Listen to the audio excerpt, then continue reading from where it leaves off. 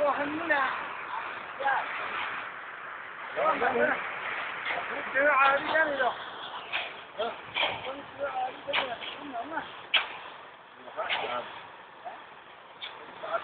ها انت انه يا ما تقول لي انت تجي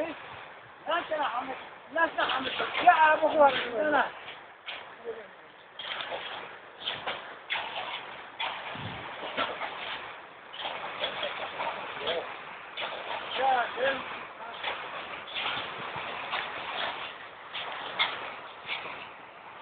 تبي شيء ما يتخلص معك شو تبيك تدابو صبي